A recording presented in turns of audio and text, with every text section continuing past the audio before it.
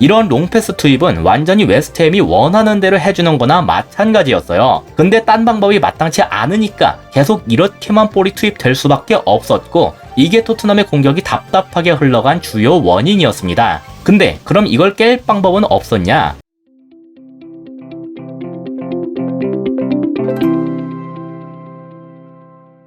안녕하세요. 축구 보는 기자 축복입니다. 토트넘이 웨스트햄과 1대1 무승부를 거뒀는데요. 비록 지진 않았지만 그 경기력에서 이번에도 많은 질타를 받고 있는 중이에요. 다만 이전과는 그 비난의 방향성이 약간 달랐는데요. 지난 경기들에서의 문제점은 상대가 아예 센터백 라인까지 압박을 들어오면서 여기에서부터 풀어나오는 것이 아주 어려웠다는 것이었죠. 즉 전방은커녕 후방에서조차 볼 소유가 제대로 이루어지지 않는다는 점이 문제였는데요. 이번엔 이 부분에서 크게 달랐습니다. 최소한 후방에서 이 중원 지역까지 올라오는 것에는 별 어려움이 없었어요. 그래서 경기를 보시면서 토트넘의 빌드업이 개선됐나? 훨씬 나아진 것 같은데? 라고 느끼신 분들도 계실 것 같은데요. 결론부터 말씀드리자면 아닙니다. 이건 단순하게 웨스트햄이 수비를 시작하는 지점 자체를 전체적으로 내렸기 때문이에요. 그래서 토트넘의 후방에서 이 정도 지역까지 올라오는 것엔 어려움이 없었던 건데요. 문제는 뭐냐? 여기보다 앞으로 전개를 하는 것이 매우 힘들었던 것이었어요. 1년의 과정을 보시면 그 문제가 명확하게 드러나는데요. 지금은 비수마가 볼을 잡고 있는 중입니다. 볼이 투입되거나 받을 때 어떠한 방해도 받질 않았어요. 애초에 웨스트햄의 최전방 자원들이 죄다 얘보다 뒤에 있으니까 당연한 거겠죠. 문제는 이 비수마로부터 그 다음에 누구를 향해 패스를 할 것이냐인데요.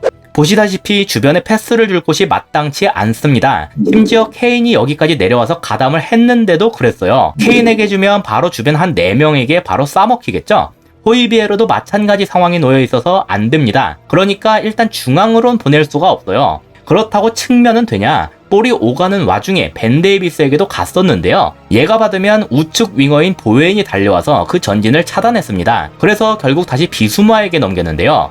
이러니까 결국 처음 장면하고 별로 다를 게 없죠. 그래서 비수마가 택한 결과가 뭐냐? 결국은 그냥 롱패스 빵 하고 때리는 것이었어요. 짧게 줘서는 풀어갈 수가 없으니까 이런 선택을 하게 된 건데요. 이게 제대로 된 유효타를 먹일 거라고 기대하긴 힘들었습니다. 중미들의 롱패스 정확도 뭐 그런 것들을 떠나서 지금 여기에 웨스트햄 선수가 4명밖에 없죠. 즉 롱패스가 도달할 지점에는 총 6명이 있단 소리예요. 숫자에서부터 토트넘이 후달릴 수밖에 없는 겁니다. 롱패스가 아무리 정확하게 들어가도 이걸 따내는 건 어려운 일이겠죠. 이런 롱패스 투입은 완전히 웨스트햄이 원하는 대로 해주는 거나 마찬가지였어요. 근데 딴 방법이 마땅치 않으니까 계속 이렇게만 볼이 투입될 수밖에 없었고, 이게 토트넘의 공격이 답답하게 흘러간 주요 원인이었습니다. 근데 그럼 이걸 깰 방법은 없었냐? 이 부분은 그림으로 보는 편이 좋을 것 같은데요. 지금 양 팀의 모습을 보면 대략 이렇습니다. 웨스트햄의 벤라마와 안토니오가 호이비와 비수마를 뒤에서 견제하는 정도로 잡고 그 뒤를 또 2명의 중미가 받쳐주는 형태죠. 이러니까 케인하고 손흥민이 같이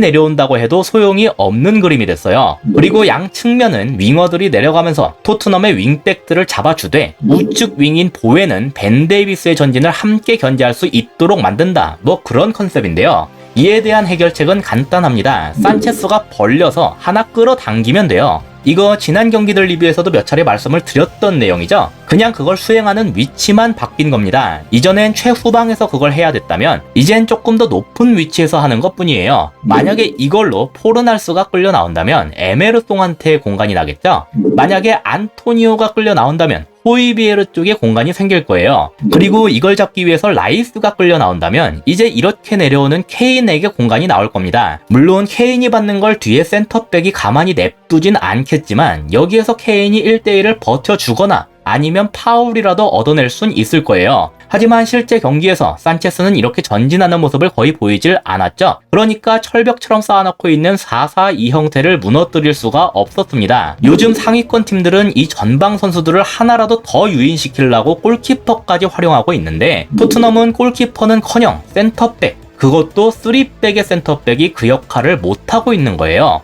전방 선수들에게 공간이 날래야 날 수가 없는 게 당연하겠죠. 심지어 이번 경기는 지난 경기들보다도 질이 나쁜데 이 롱패스가 어떻게 운 좋게 잘 투입이 돼서 뒷공간 침투를 기가 막히게 들어간다는 식의 패턴도 거의 활용할 수가 없기 때문입니다. 웨스트햄의 기본적인 수비 라인 자체가 낮기 때문에 그 침투할 뒷공간 자체가 없거든요. 반면 이 롱패스가 끊겨서 역습을 당할 땐 어떻죠? 토트넘엔 활용당할 뒷공간이 많이 생겼습니다. 공격은 공격대로 답답한데 수비는 수비대로 헐거워진 셈이 된 거죠. 다만 근데 이런 의문을 던지는 분도 계셨어요. 산체스의 전진성이 떨어져서 유인을 못하는 건 알겠는데 그래도 어쨌든 지금 산체스를 쓸 수밖에 없는 상황이지 않냐. 그럼 결국 토트넘 입장에서는 어쩔 수가 없는 상황인 게 아니냐. 이에 대한 해답은 오늘 웨스트햄이 줬습니다. 어떻게 보면 오늘의 핵심은 이거라고 볼 수도 있는데요.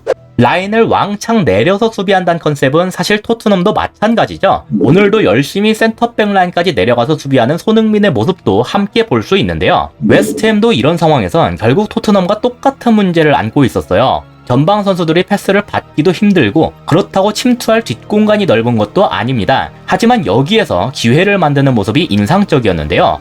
일단 지금 볼을 잡고 있는 벤라마가 딱히 줄 데가 없으니까 뒤에 있는 수책한테 볼을 넘겼어요. 뒤로 볼을 돌렸으니까 백패스라고 할 수 있겠죠? 그리고 그 수책이 볼을 받자마자 한 번 더 뒤로 쭉 하고 뺐습니다. 센터백인 캐러에게까지 아주 화끈하게 뒤로 돌려버렸는데요. 사실 볼의 방향성을 봤을 때 이건 공격에 한 차례 실패해서 물러났다고 볼 수 있겠죠? 근데 여기에서 토트넘 선수들의 반응을 보실 필요가 있습니다.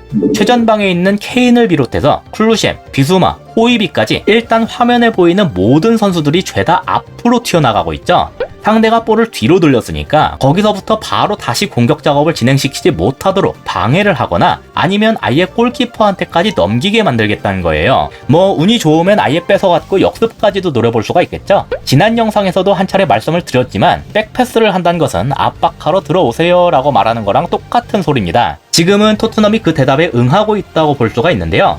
그래서 이런 움직임 자체는 자연스러운 일이지만 그 이후에 주목할 일이 벌어집니다. 볼을 받은 캐런은 지금 화면 기준 가장 좌측에 있어요. 옆에 짝꿍인 주마도 함께 보이는데요. 보시다시피 이 둘에게 케인과 클루십이 바짝 붙어있죠. 그리고 그 뒤에 비수마하고 호이비도 쫙 하고 올라온 게 보이는데요. 이렇게 토트넘이 내려섰다가 순간적으로 올라오는 과정, 이 과정 속에서 순간적으로 중앙과 수비 라인 사이에 어마어마한 공간이 발생됐습니다. 전방으로 수비 지점을 옮기는 과정에서 틈이 생기게 된 거예요. 캐러가 이 사이에 있는 포르날스에게 한 번에 넘기면서 순식간에 앞으로 전개가 됐는데요. 가장 근처에 있는 산체스가 막아보려고 했지만 이걸 막아내진 못했고 결국 벤라마, 안토니오 순으로 스무스하게 연결이 되면서 아주 결정적인 슈팅 기회를 허용하게 됐습니다. 비록 득점이 되진 않았지만 골대를 맞추고 나갔으니까 웨스트햄 입장에선 상당히 아쉬웠을 장면이었어요. 그리고 이런 전개가 이뤄질 수 있었던 이유는 결국 내려서 있던 토트넘의 전방 선수들을 백패스를 통해 센터백들에게 유인시킴으로써